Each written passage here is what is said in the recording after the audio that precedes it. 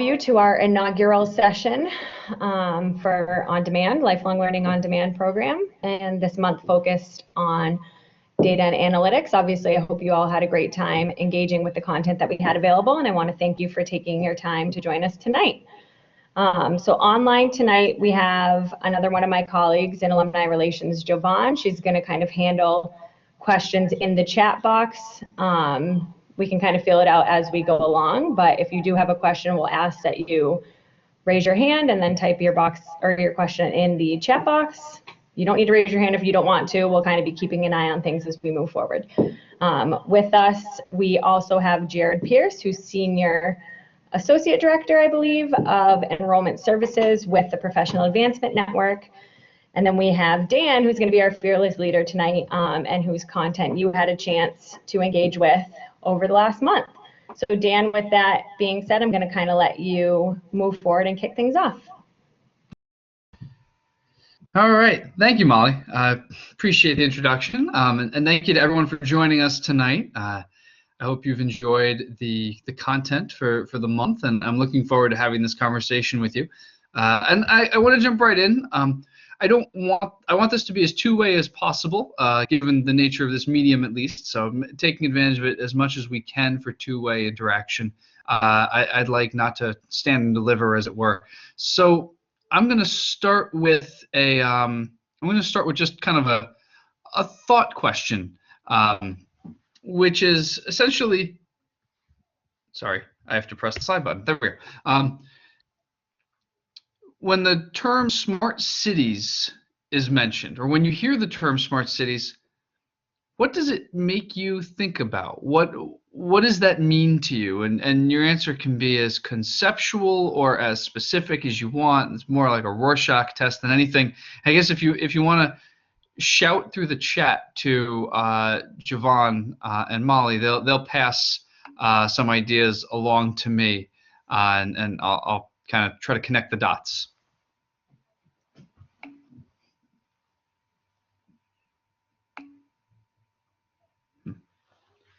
All right, so we're seeing connectivity, Internet of Things, networked devices, and those are all clearly related to each other. Actually, they look a lot like this slide. Other things that people think about?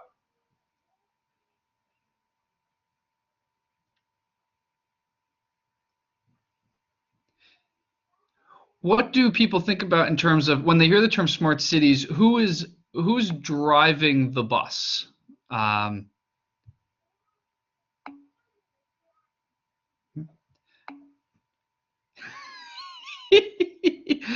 Anby, that may be the most clever answer I've seen in a while. Who's driving the bus? No one. I guess that might be a reference to automated or autonomous vehicles.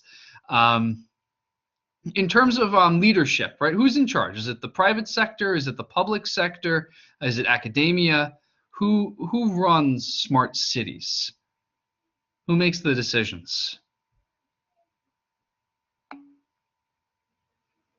Whoever owns the data is one answer. Another answer from Melissa, public sector.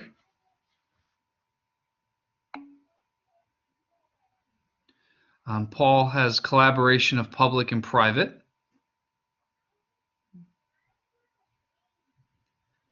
So those are all great kind of impressions of what this term means, right? And I think in some circles, this term, especially in the popular narrative around it, it's driven a good bit by private products, right? The term smart cities was developed by IBM, and in fact became so popular that IBM has decided to scrap their smart cities initiative because everyone else is doing it now. Cisco, Philips, GE, all of these companies are Verizon, all these companies are building smart cities, as it were, and dozens of startups, especially in the Boston area. For those of you who live here, you probably well know that there's a lot that think of themselves as contributing to smart cities, and oftentimes that means, obviously, the public sector as a client for implementing those things. So now I want to turn to a different term, the new urban science. Now this one probably gets a little bit less play in, say, popular magazines, but it is a term that is out there, has been floating around, particularly in academia. When I put this term up, what does this mean to people? What do people think this is trying to capture?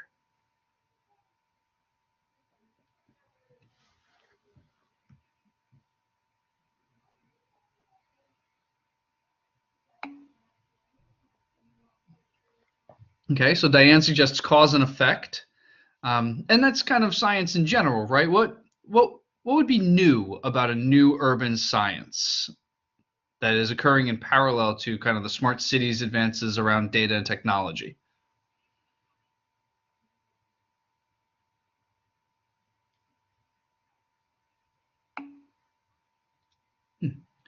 So, so Paul's suggesting data to see patterns. Similarly, Tim is saying being predictive, which, those two things really do go hand in hand. Okay. And B is suggesting new way of doing old things. So in this particular case, when you say the term new urban science, again, who's in charge, right? Who is driving the advances? Is it private sector? Is it public sector? Is it academia? Is it nonprofits?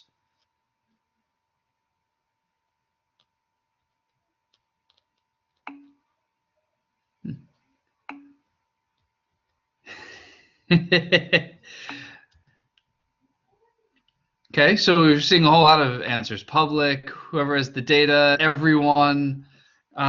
So I love that sentiment. I wish it were true. I think the people who talk about new urban science definitely are thinking primarily about academia as doing this. So I want to switch then to this term, urban informatics. It is way less sexy than the other two terms. It's way less fashionable, as it were, and it doesn't really get picked up in popular media, although, as you've noticed, right, Northeastern has, and other universities as well, have invested in building educational programs named this, as opposed to a master's in smart cities or a master's in new urban science, although that last one would sound incredibly pretentious if you put it on your resume. I like the term urban informatics in comparison to the other two because it doesn't segregate the different efforts that are ongoing here. And I think you guys in some sense have hit on exactly the critique of the other two terms in your answers to what you think they mean or should mean, in that urban informatics really is sort of, it's not sector specific. It essentially captures the fact that all of these groups can be working on this and should be collaborating with each other. Private sector, public sector, academia, and also in some rare cases, there's been at least enough effort to get communities involved. Nonprofits are getting more and more involved with this sort of thing. And so urban informatics is important in that way. I think the other thing that the term urban informatics affords us that the others don't entirely is, I worry sometimes that the smart cities narrative gets a little bit too deep into really flashy things, right? Instrumenting an entire city with sensors on every street corner that will tell you whether it's raining on every street and whether there's ice on the ground and this, that, the other thing. Or Uber testing out autonomous vehicles on the streets of Pittsburgh. These really sort of space-agey things that are very exciting, and they do portend the future of cities, but focusing on them alone misses the simple things that we can do today, right? Using data and technology to predict when a call to DCF, to Child and Family Services, is more or less likely to lead to more serious problems in the home in the future, and therefore should receive higher priority, right? Using data, as you've seen in my own work, right? Using 311 data to understand just how people take care of neighborhoods and to improve services that facilitate them doing that. Using dashboards to communicate with the people of the city, just how high crime rates are or low they are in a particular area. Those are things, and I like to think about those not as smart cities, but as cities just being smart and doing good stuff with this new data and technology that we have. So with that said, I want to just sort of summarize here these 5 themes of urban informatics very briefly for you. Now, I have I don't know if you guys can see this on the bottom, but I have plenty of slides of various different things. I do not intend, as I said, to stand and deliver this entire time. I'd like to just summarize these 5 themes for you briefly, and then leave it to you to kind of direct this forward, right? Ask questions. Tell me if you want to hear more about these themes in particular, because I can illustrate them in greater detail. I have slides for that. Or if you want to go in other directions from the content that you've seen throughout the month. But so for the 5 themes of urban informatics, I think of them as falling into 3 categories. And you can see them here on the screen. The first category is what I call the bases of the field, right? These are the things that have inspired these advances that are occurring right now. And they are intertwined, but I separate them into novel data resources, right? We've got all of this data out there that has never existed before, or if it did, it existed on paper or in some less detailed form that we now have immediate access to. So for example, crime reports, right? Someone used to tabulate those on paper, they now sit in a spreadsheet. But then you also have novel resources like social media posts that no one's ever had before and tell us something new and different about the world around us. The second is crowdsourcing and sensor technologies. Again, these 2 things are intertwined, but the latter are not just data, right? Whereas crime reports being digitized is just an advance in data, crowdsourcing and sensor technologies are these brand new ways of seeing the world, of developing what I think of as a composite view of in my case, right, the city, right? It gives you, so crowdsourcing, so for example, 311 calls, which you've learned a bit about over the course of this mini course. 311 calls are basically a way for the city, big C, right, the city agencies to know what's going on throughout the city through the reports of individual constituents, right? Thousands of people providing information that comes together to give a composite view of what's going on. The same thing is true of those space age sensor technologies that I talked about. Putting those around the city will create that composite view. The third theme I think of as widespread data sharing, right? This is the mechanism by which urban informatics occurs, and kind of the headline I give it is civic data ecosystem, right? This idea that there are public, private, academic, nonprofit, and my personal favorite for the quirkiness of it is hackers, right? They don't actually have a sector. They're just a bunch of people who like to play with data. But basically, you have all of these forms of energy around data and technology, and they're sharing data with each other, and they're partnering, they're creating collaborations, and that's making it so that we actually have synergistic results. And then that brings me to the products of the field, right? The last 2 themes, which are technocratic policy innovations, right? Using data and technology to better serve the city in some way. And then number 5, a deeper understanding of the city. This is the new urban science aspect of this, learning about neighborhoods, learning about transit systems, learning about education systems and human behavior and society in the context of the city. And then there's an obvious reinforcement between numbers 4 and 5, where those discoveries can help drive new policy innovations, and policy challenges can drive the priorities of those scientific efforts. So that's kind of my overview of what I think urban informatics is and what it offers as a societal trend right now. And as I said a moment ago, I'd love to transition now and kind of turn over to you guys to direct me on what you would like me to be talking about. I can talk more about those 5 themes, and show you pretty pictures that describe them, or we can talk about completely different stuff that you found interesting over the course of the last few weeks.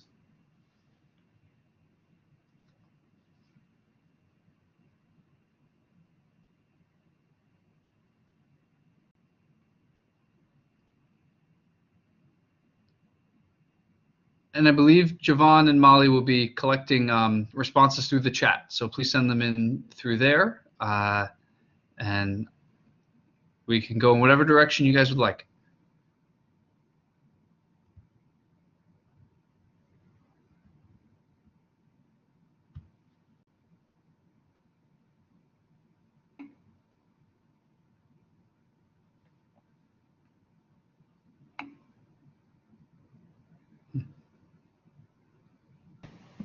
So we have Anna B. kind of mentioning how data impacts policy.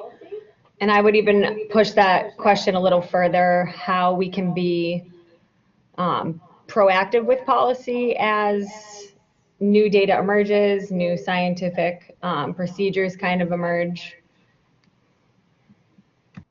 Yeah, that's great. So I'm going to jump around. So I'm going to be as agile with my slides as I can be. I have some notes to myself about what's where. And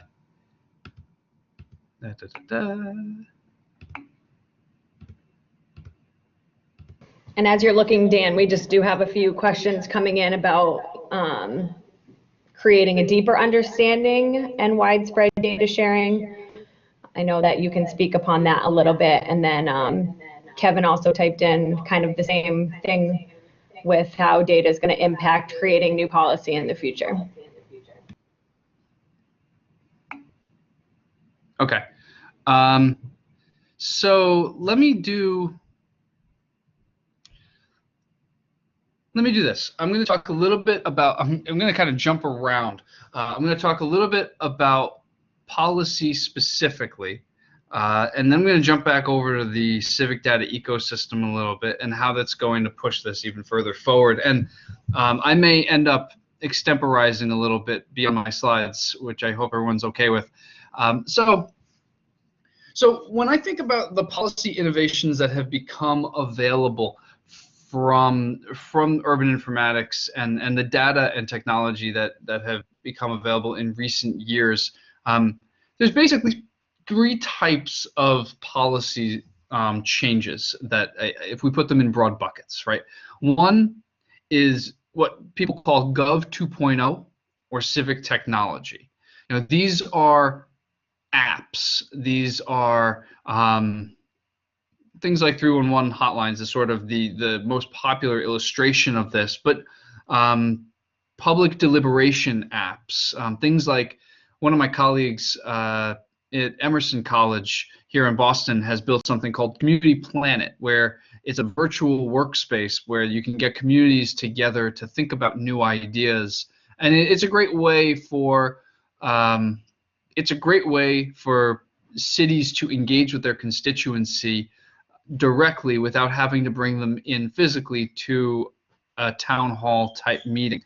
And so an example of that is actually virtual Chinatown, where they put people in essentially a 3D version of Chinatown and invited people who lived there to redraw what they thought Chinatown should look like. So this is one area of kind of technological advance, and data only plays in there in so much as those projects, because they're all digital, generate data that you can then evaluate what happened, right? So 311, as you guys have seen, right, my colleagues and I have spent a very long time using the 311 data to better understand how people take care of neighborhoods, and then that feeds back into the management of that system.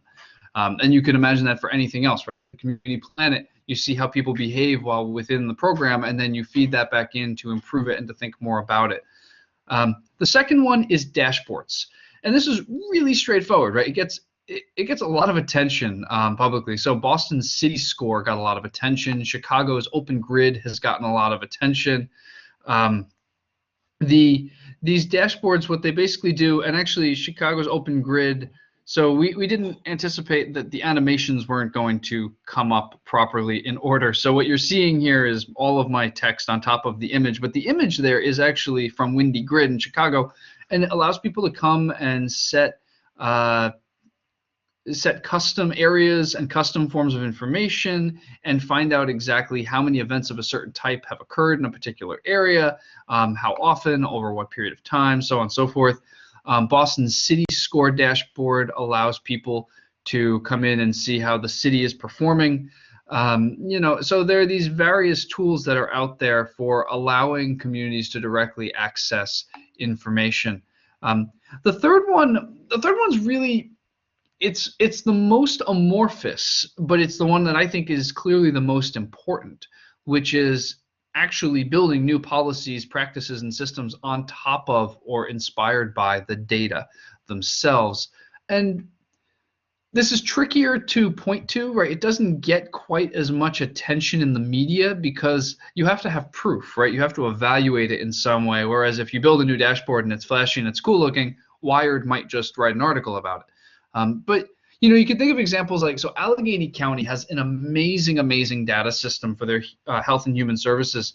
And so I mentioned earlier, I alluded to this, they have a system where they actually have sat and used all past data from calls to child welfare services to figure out what types of calls resulted in later more serious calls or led to later more serious calls, and use all sorts of demographic and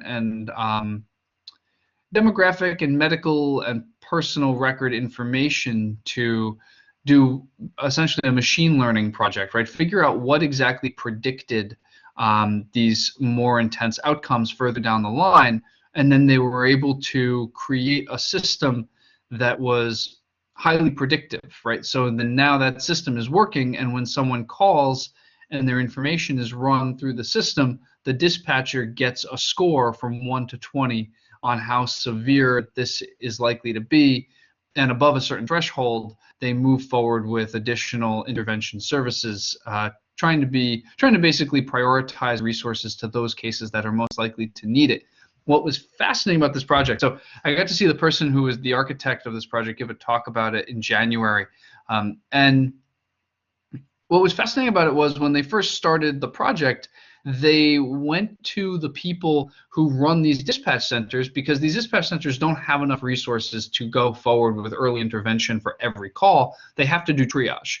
And they basically asked them, well, how do you triage? And they all, had their ideas of how they triaged, and they believed they were doing it effectively from their basic instinct. But then when they actually checked based on the statistical analyses they did through the project, the people running triage, let's call it manually, were no better than chance in terms of predicting whether something was going to lead to more serious problems in the future, whereas their system was almost perfect. The statistical system was almost perfect. And so it's a fascinating project of where they basically, and I'm not saying that in all cases you need to replace instinct, but they replaced faulty instinct with really effective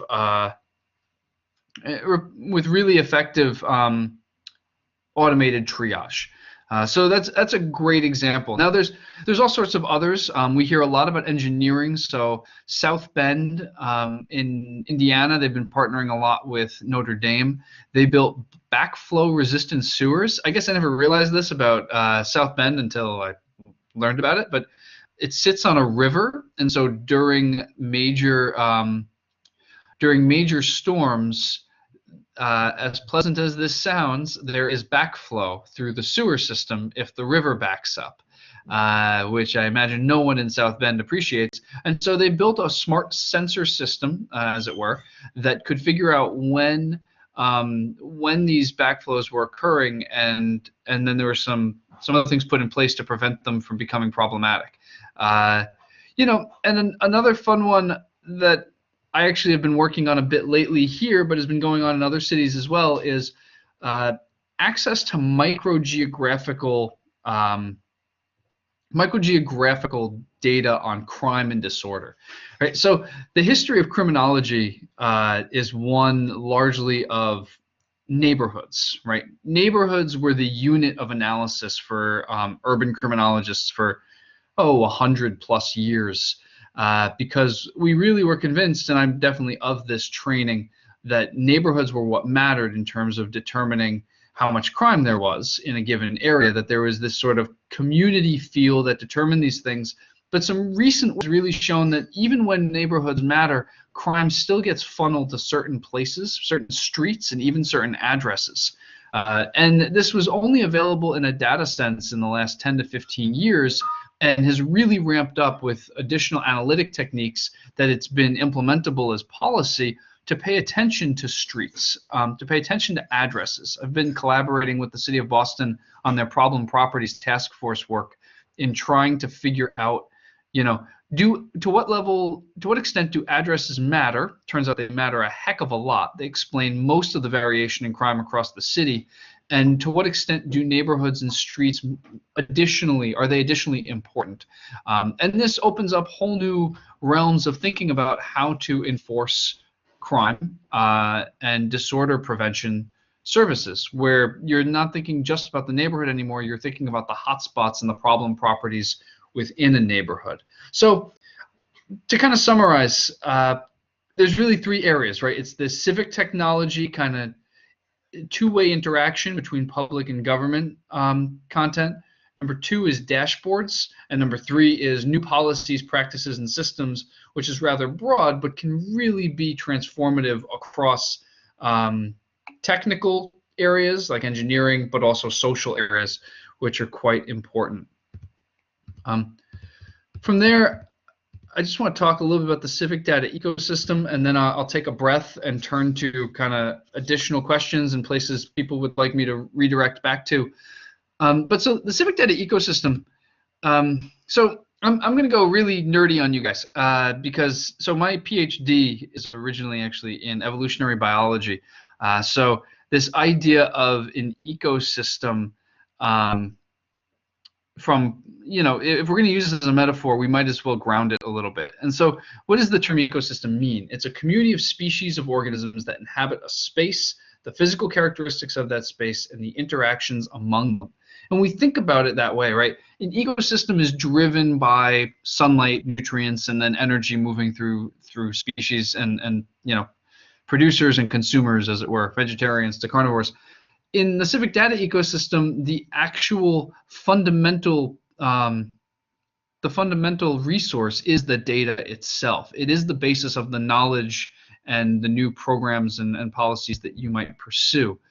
So again, my animations are not entirely here. But essentially, if we think about that middle gray circle, the digital data and technology as the resource that underlies the civic data ecosystem, it drives the efforts that the university, the private sector, and the government all want to do, and that becomes a basis for them to work with each other.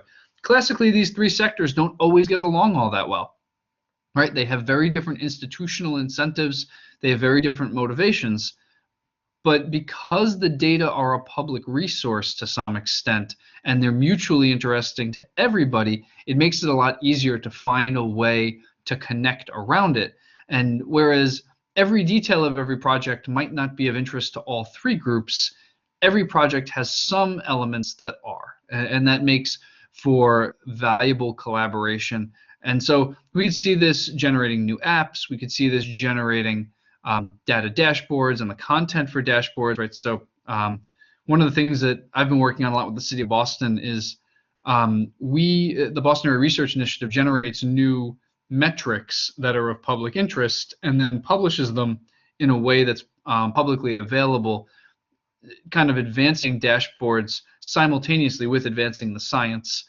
We could see scientific papers, books, things like that that really advance our understanding of places. We could see new programs and policies, and from all of these we could see additional collaborations arise, because once you start asking questions with somebody, you then start to ask, well, what's the next question with them? And in this way, right, so my colleagues at the city, we like to quip that this work is not about projects, it's about partnerships, and it's about trust, and it's about continuing a conversation around the resources that we all are learning from.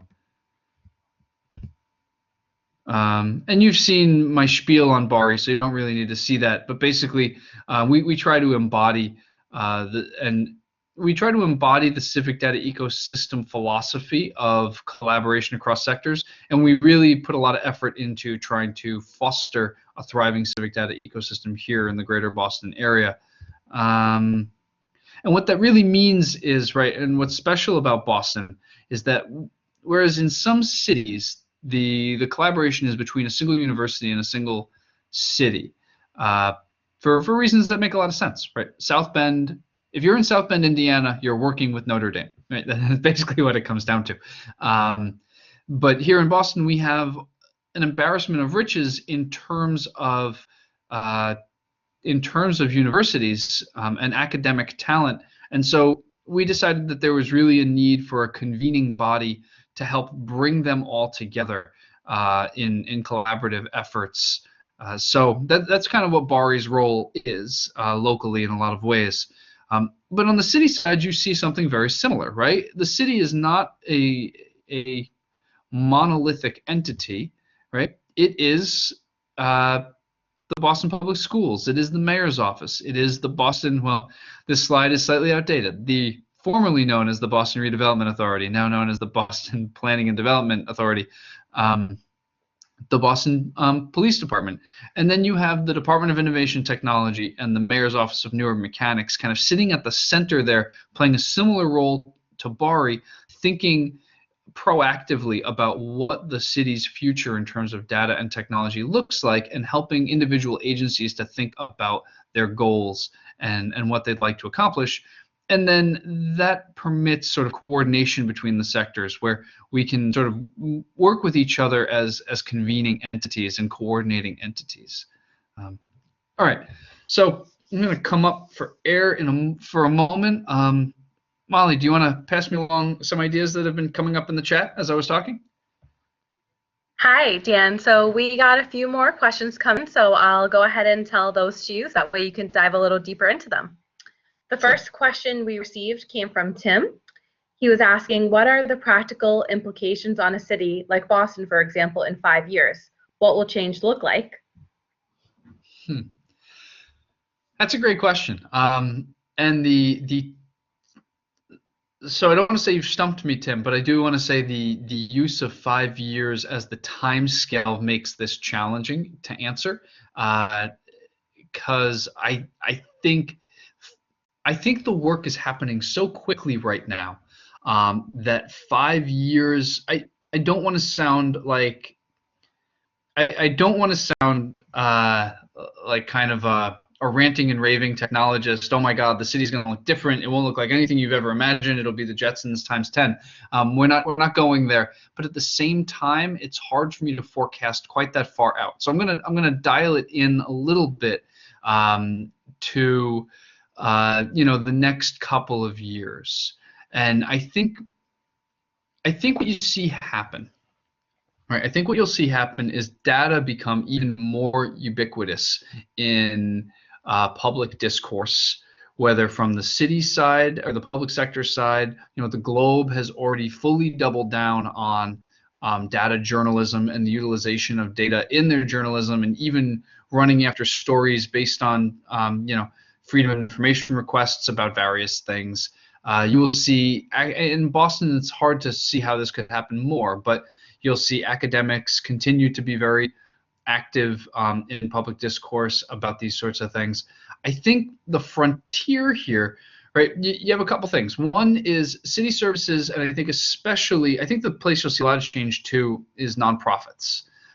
Groups like, foundations like the Boston Foundation, or even smaller foundations like Hyams or Cummings Foundation.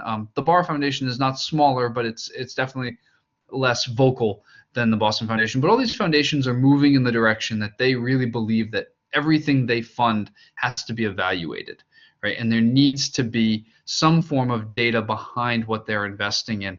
And so I think we're going to see a big shift in that direction, and a big leveraging of City of Boston data, because that's some of the most voluminous information out there, using 311 reports, 911 reports, building permits, business licenses, tax assessments, all these things to figure out if the Main Streets organizations are effective, in what they're trying to do. If an after-school program in Roxbury is really having an effect, and leveraging administrative data increasingly for this sort of thing. You see, for example, Boston Public Schools actually right now, they just announced at our conference a few weeks ago, they just announced that they're releasing an opportunity index, I think it's called, which is a new way of thinking about student fund allocation based on the amount of ecological disadvantages, I think is the way they phrased it, in their home neighborhood, right? How much crime is there? How much access to you know, grocery stores and other important amenities as they're in their home neighborhood, you know, all those sorts of things. So I think you're going to see data itself become right on the backside of this, right, and really riding the wave and trying to permeate through all of the sectors, including the ones where they have had less penetration thus far. I think what you'll also see is penetration. So one of the conversations we've been having a lot with City Hall lately is they're realizing that their data analytics team has been so successful in improving the use of data within City Hall that now every department wants one. So every department now needs a certain amount of data analytic capacity because the mayor's citywide team doesn't have, it's not big enough and it's too centralized to deal with the needs of all the agencies. So I think you're going to see it permeate everywhere. On the technology side, I'm not entirely sure how many years until we see all out, you know, autonomous vehicles and stuff like that. I think that's a motor vehicle industry question. I think the thing you'll see sooner is the implementation of sensors in a city like Boston. We're going to see a lot more use of hyper-localized temperature sensors, pollution sensors, precipitation sensors, noise sensors, light sensors, these things that track the ambient conditions of the city. I think this is going to happen a little bit more slowly, at least in a city like Boston, which is, I think, intelligent about how they're doing this. Some cities have already done this. They've already just kind of blanketed the city with these sensors. Unfortunately, you sometimes end up with situations like, so I was at a talk given by a city that I will not name a few months ago, where someone got up in front of the room and basically said, so we have a smart city and we don't know what to do with it. This is essentially what they said. So I think it was Verizon had sold them on instrumenting the entire city with all these sensors, but hadn't really told them what the value was going to be and what the gain was. And so I think that Boston is very thoughtful about what the value will be about putting these sorts of sensors everywhere. And I think that there are some questions that need to be answered, right? Is it valuable to know the temperature on every street corner if you know the temperature in the city more generally, right? Is it valuable to know where noise pollution and air pollution are in such precise ways? And I think the answer to some of those questions is yes, and the answer to some of those questions is maybe not. And so I think you're going to see a gradual trial and error and experimentation around sensor technologies as probably the first full technological transformation to the city. The other thing that I will add is for those who are either from New York City, have been in New York City recently, or otherwise, I actually really think the kiosk thing, so the Link NYC that they've installed in place of all the phone booths. So in place of all phone booths, what they've put in place is basically a public tablet that you can go and use in various ways, and it also becomes a super powerful Wi-Fi hotspot. I think you will see those popping up more and more in coming years, because at least my sense is that they are the natural, they're the natural next step from the sort of obsolete condition of the public payphone. So I think that that's where things are going. I'll jump over to Pankaj's question. I hope I'm pronouncing that correctly. On what are the biggest problem in terms of urban technology and informatics? I'm going to give that two answers, right? One is just what is the biggest problem, and the other one is the urban technology and informatics side of things.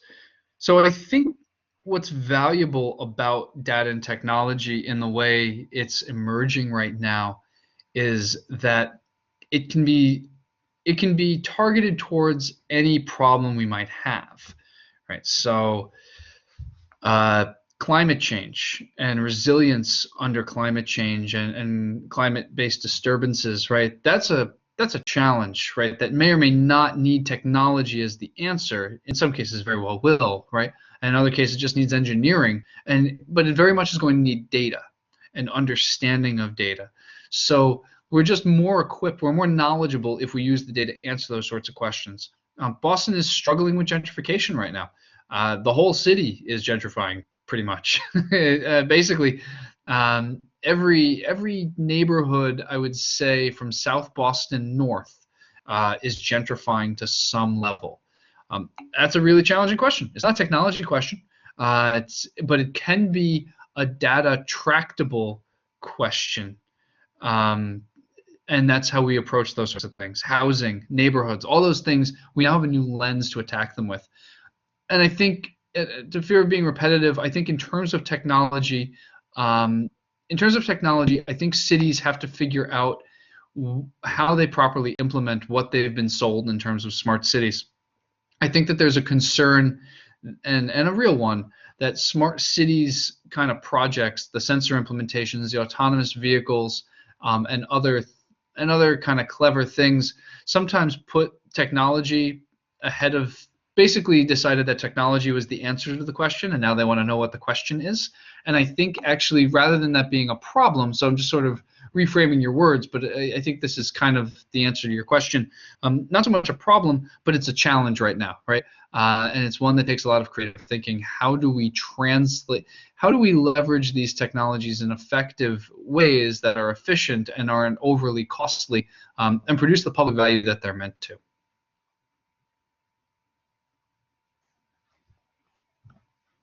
Okay, so our next question comes in from Anna, and she was asking about how we are living in a world of alternative facts.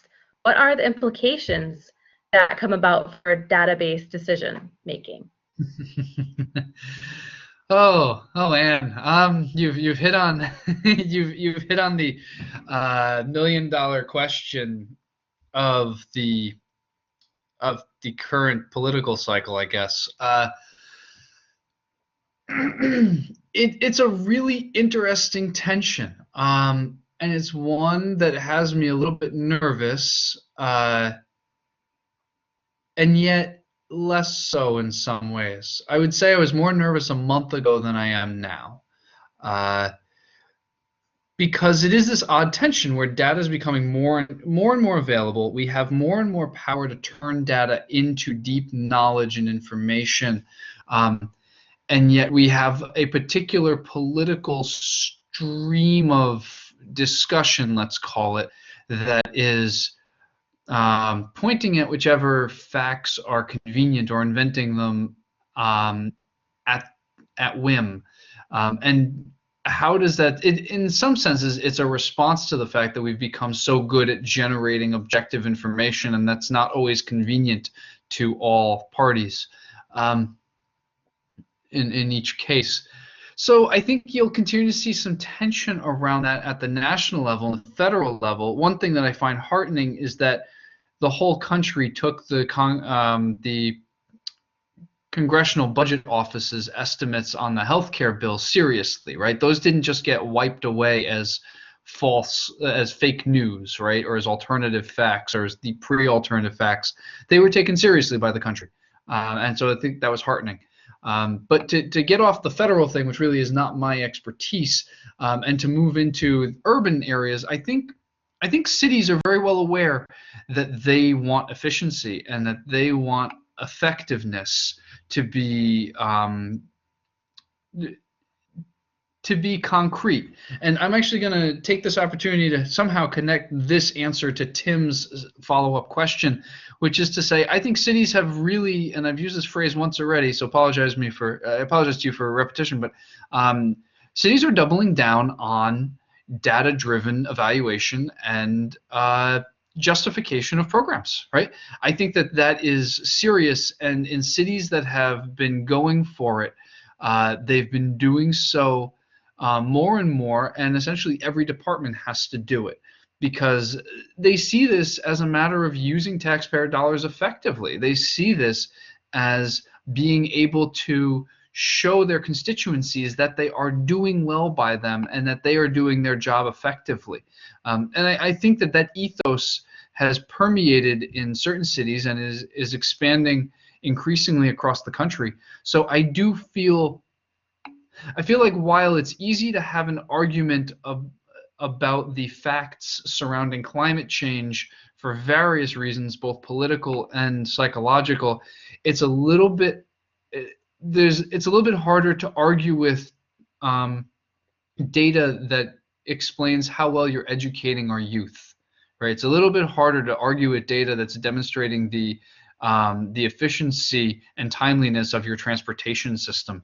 Those sorts of questions, in a city like Boston, at least, they come down to having no sides except for what is working.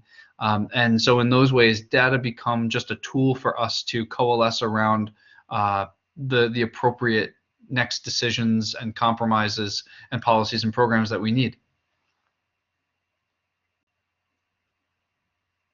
Okay, and so decisions based on data seem to be a very popular topic. So we have a mention here from Paul about a question: when cities make decisions based on data analysis, what is the follow-up to ensure effectiveness? That's a great question. And I think there's two answers. One is a good answer, one is not a good answer. So I'll go with the not good answer first. The not good answer, although I think this is defensible to some extent, is in some cases it's just basically saying, look, we did the analysis, it informed us, and we had a good idea, and we did it. Right? And in some ways, I think there are situations where it's fine to have that sort of face value. Where, if you were to, find out that rerouting your buses is in a certain way is going to save the city money, the outcome, the analysis, and the ensuing policy were one and the same. So there may or may not be an extensive evaluation effort afterwards. It's just kind of saying, well, this was the right way to do it. But in a lot of cases, you are going to see consistent evaluation, and in part because you're already collecting the data. So we did a study a number of years ago that probably one of the more fun studies I've done over the years, where we wanted to see if messaging the 311 system in some ways is more effective than others. So, for example, basically, is it more effective to tell somebody clean up Boston or clean up Dudley Square or Eagle Hill or Maverick Square? And we did this with flyers. We went door to door, put flyers out all over the city, had matched neighborhoods. Some got the Boston message, some got a neighborhood message specific to them. And we found that the neighborhood flyer was more effective than no flyer. And in fact, a Boston flyer was essentially equivalent to not putting out any flyers. And so it was a simple data evaluation. It was an experiment that we did through a class that I was teaching at the time. And we found evidence for it, and basically the city decided, okay, well, that was enough evidence, so now we're just going to do that, right? So now when they do messaging, they want it to be neighborhood focused and targeted at neighborhoods that they know they have low engagement. And so, in cases like that, the insight can be evaluated or it can be implemented in some way. So I think there's both, but I think because the data drove the original decision, oftentimes it's easier to generate the same data in order to evaluate whether that decision was effective or not. Thank you for that. Also a very interesting example there from your class's experiment. So Pankaj has submitted another question asking, how is the City of Boston making its public transportation and private transportation like Uber and Lyft better based on data that has been gathered? That's a great question. I think the biggest thing the city has done lately, it's funny, the transportation area is very rich with data, as you can imagine, right? So there's a lot of things occurring there. What the city specifically is doing, so just to keep in mind that the city and the MBTA belongs to the state, essentially. So they're different authorities. But the city has a really cool project going called, I try to remember the exact name, but it's like Boston's Best Driver or something like that. But it's an app that you download, you put on your phone, and it's on while you're in the car, and it tracks all of your driving activity. And what it allowed the city to do was essentially crowdsource how people drive across the city. And they learned a lot of things, right? They learned about how fast people go on certain roads. They're able to really see, because the app is on, it records every time someone is distracted and using their phone while driving. And so they're using these data to better understand particular hotspots for this sort of behavior, and also using Waze data, which they've partnered with Waze to get all of the Waze report data, and then using that to track bottlenecks, traffic jams, patterns in the city, so on and so forth. The MBTA, they have a new app, which some of you may have seen. It's been being advertised in subway stations and such, called Transit App. And it's one of these new, it's very similar to the old, Where's My Bus app. It does very similar things, but one of the things it does is it asks you where you're going. So it helps you to plan from point A to point B, all your different options, and then you can tell it which way you ended up going. And the way the MBTA is actually using that information is by, using it anonymously to understand the different ways people travel through the city and the different point A, point B destinations that are major, and understanding where volume is, and thinking about what this means for the effectiveness of mobility throughout the city. And then you can also identify gaps in the system, right? Where are people not going to and from effectively? And also, coordinating that with taxi cab data and hubway data to figure out where there are gaps in the public transportation system that people are trying to compensate for.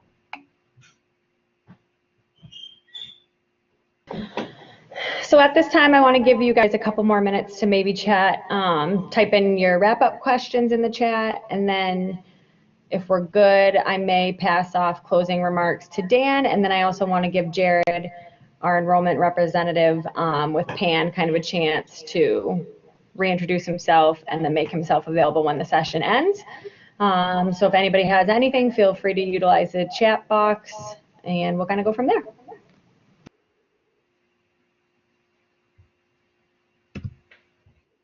So we have another question for you, Dan. This one comes from David, and he's asking, is there a software to predict when a person will move?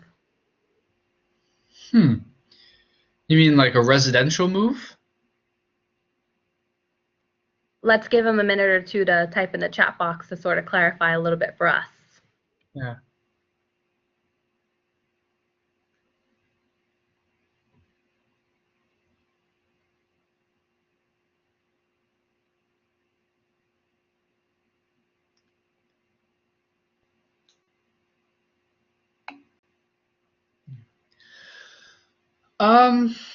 Not that I know of.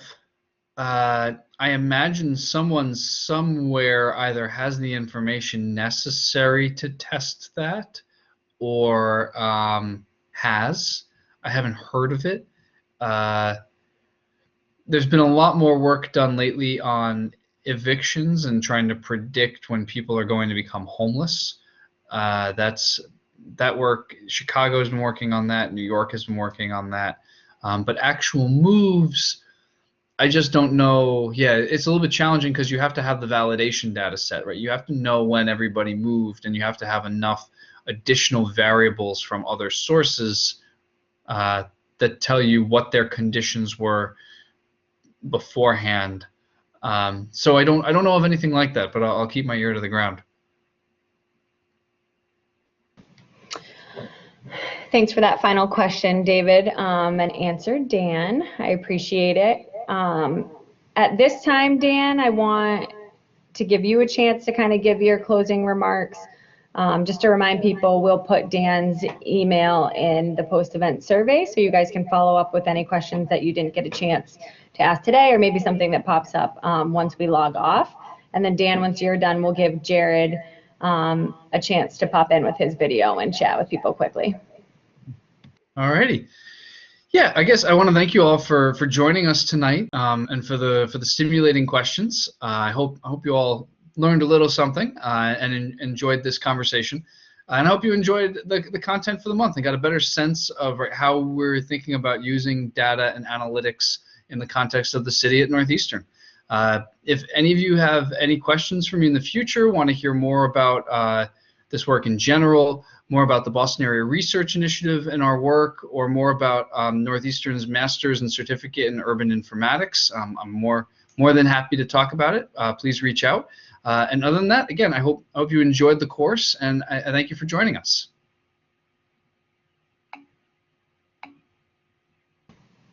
And then Jared, that's the platform is all yours if you want to go ahead. Great, thank you so much, Molly. It was great to see everyone's actions tonight, learning more about urban informatics and hearing your great questions. If anyone does have any questions for me, as Molly said, I am the Senior Assistant Director of Enrollment Services here for the Professional Advancement Network. I'm happy to answer your questions about the new launch of the Professional Advancement Network, as well as any admissions questions, and though my contact information will be included in this post survey that Molly will be sending. So feel free to reach out to me. I'm happy to answer any questions you have pertaining to data analytics and our master's degrees offered through the Professional Advancement Network. So thanks so much for everyone's time, and I'll pass it back to Molly. Thank you, Jared. And we're going to go ahead and log off now. Just a reminder to answer the post-event survey. And thank you so much again for being involved in our first session. And this entire presentation will be available on YouTube and posted within 48 hours. So again, thank you. Have a great night, and hopefully we'll see you at an event soon.